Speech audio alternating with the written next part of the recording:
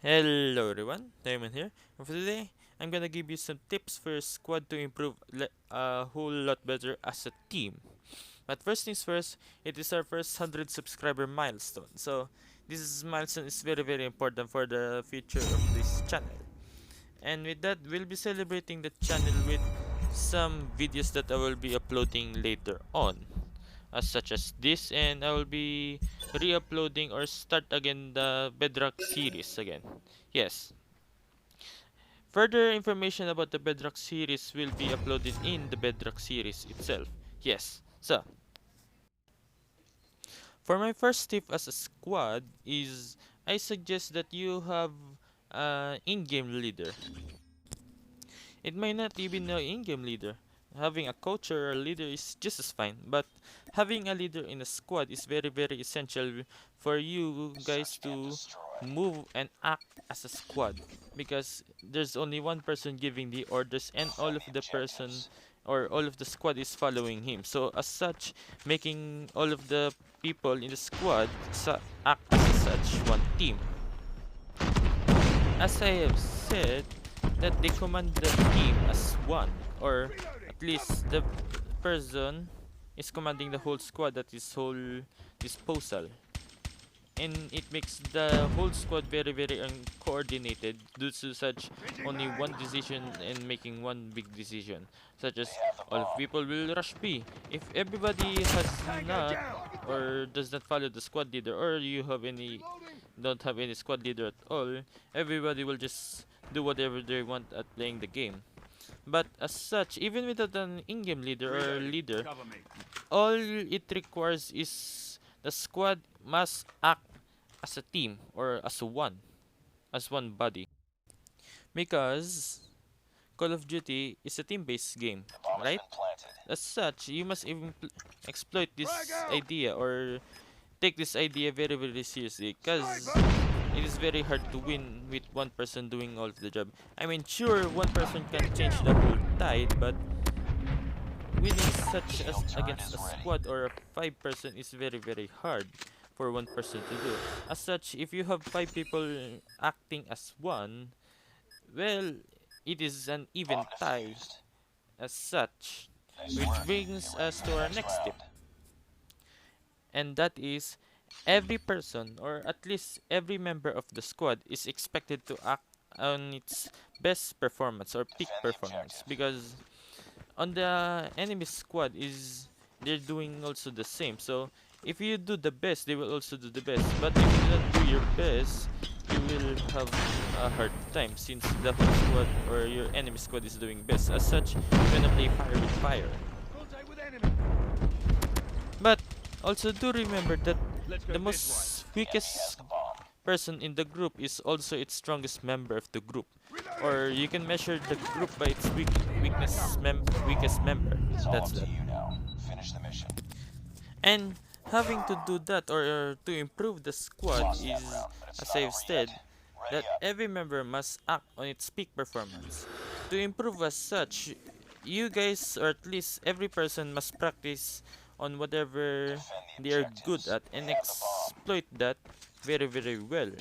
And such, it is expected that they are training every day, or at least have some good training whenever what their role comes from, or at least improve their game style, accuracy, and movement as such. That which brings us to our next topic or tips for a squad, and that is having roles. At first glance, I didn't understand the concept of roles, because everybody can do whatever they want, but having one person to do the job, or at least one person to do a specific job, and having another person to do a specific job is a lot more better than a person doing most of expected of the jobs.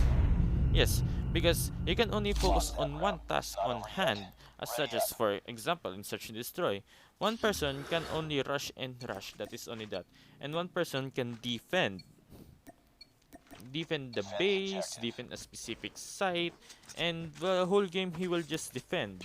According to whatever what happens, he must defend. And the rusher, rush whatever happens, or at least rush on most times of the game.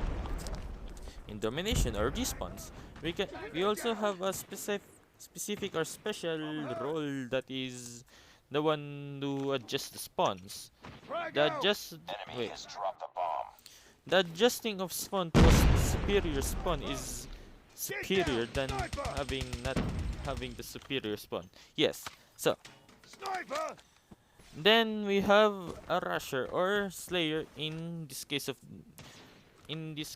domination or respawns. He will just kill all of the enemies outside of the respawn or that area, then have one person just defend a specific area or hold the flag site or a specific spot as such that. And for the next topic is having strategy or at least a good plan. As Einstein have said, even a genius can be beaten without a plan, and an idiot can win with a plan. As such, having a good strategy or a plan is very essential if you want to improve as a squad. Remember that I have said that the squad at least or it is required to move and act as one body. Then what is the purpose if the squad is moving as one or act as one if they don't have a plan? They just there. So, a good strategy can win the war. As such, it is also feasible in Call of Duty Mobile in 5v5. Yes, having a good strategy can win the game. Yes. For example, in Search and Destroy, we can have a fake rush in A side, then rush at B side, or at least hold at a specific spot, then just hold the remaining for the rest of the game, or pick off at least 2 person, then rush at the A side. That is some good strategies in Search and Destroy. In Respawns, however, we can have almost everybody wait for one person or at least the whole squad to be rushing as one body, or at least having one person to flank the others, distract the most of the players inside the domination or hard point, then having the 4 people or at least 2 people go and abuse that and kill everybody in there. As such, having a strategy, as I've said, is very important in Call of Duty Mobile. And for our next topic or tip that we have or I have is use a weapon that you are confident the most, because it doesn't even matter if it is not a meta weapon or not. All it matters is the person or the player is confident with using the gun. Because what happens if the gun is super meta, is super good, but you don't like the weapon, you don't like the iron sight, you can control it, but yeah, that's that. Or at least everybody uses their favorite gun, but everybody must act on whatever change. As such, for example, that 3 people are using sniper. So, are you gonna use a sniper or a shotgun? The most definitely best answer that I can give is use an automatic weapon to provide the lack of fire rate. But if everybody is using submachine gun, AR, or LMG, then I can suggest that you use shotguns or mainly use the snipers as to oppose the long range capabilities, as LMGs are mostly not reliable at very quick kills at long range, but they can bring a devastating blow to another squad. The sniper is mainly just there to pick off, but as such, the sniper is the best opening and the most best weapon that everybody can have, because you can one tap or one kill everybody in any range. And that's what makes sniper a very good weapon. But if everybody uses the sniper, then how are you gonna protect each other?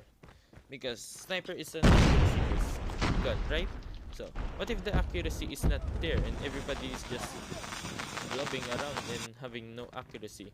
As such, it is important at least one person having an automatic weapon to provide the fire rate that is needed. Which brings us to our next topic, is having a good set of team. Because what happens if you have the strategy, you have the ability to act as one, and everybody is doing their best, but you don't have a good team. For example, everybody, or at least 4 people, is using snipers and 1 shotgun, or at least all of the people is using shotguns. That is not a good team. Or everybody is using LMG. I mean, that is still feasible, but no. Having a good balanced set of team is very very important.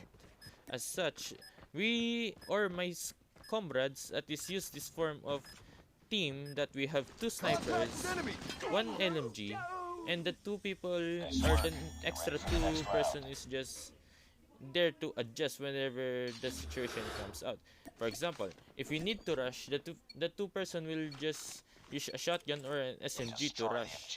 Or if we need another more defensive player, we can have 1 person just rush, then have 2 people just use the LMG. Yes. With all of the tips that I can give to you, that is all that. And any more further tips or movement is for you and your squad to make. And with that, this is Diamond signing off.